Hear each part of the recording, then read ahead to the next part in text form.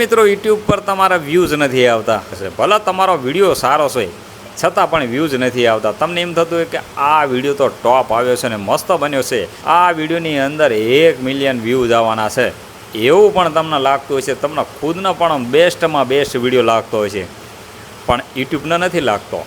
કેમ નથી લાગતો ખબર છે? ભલે ને તમારા વિડીયો જુએ છે, લોકોને ગમે છે, લાઇક પણ કરે છે, કમેન્ટ પણ કરે છે, છતાં પણ તમારો વિડીયો વાયરલ નથી થતો. કેમ નથી થતો? કેમ કે તમે એમાં ભૂલ કરો છો.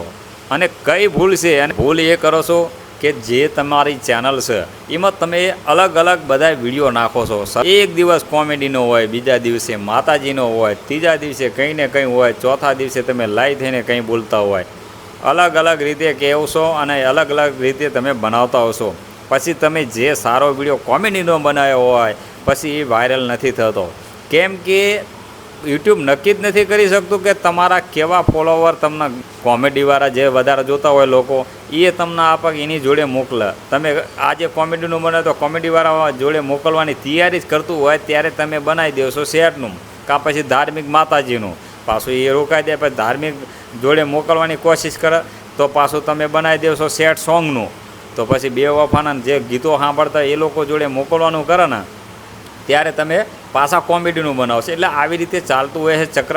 એટલે યુટ્યુબવાળો રહ્યો ને નક્કી નથી થતું કે તમે બનાવેલી ચેનલ કઈ છે ને કઈ રીતે તમારા હવે એ ચેનલ કયા કયા લોકોની જોડે તમારો વિડીયો મોકલવો નક્કી જ નથી કરતું. એટલે સ્પેન્ડિંગ જ પડ્યું રહે છે સાહેબ.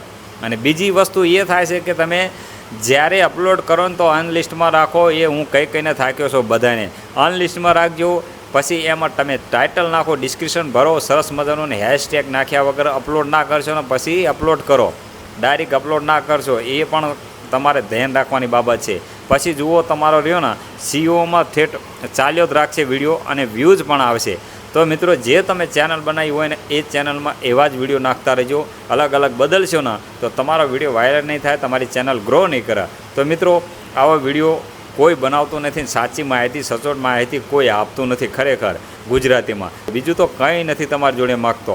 કેમ કે એક મોટિવેશન થાય તો એક લાઇક કરશો ને તો મને મોટિવેશન મળે અને આવા વિડીયો તમારી જોડે હું સમક્ષ રજૂઆત કરતો રહું અને મને ગમે. કેમ કે મારા ભાઈઓ છે, મારા મિત્રો છે, મારા વાલા છે.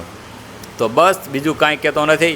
મોટું મન રાખીને એક લાઇક કરી કમેન્ટ કરજો સારી, અને આ વિડીયો બને ને તો 2 મિત્રને શેર કરજો.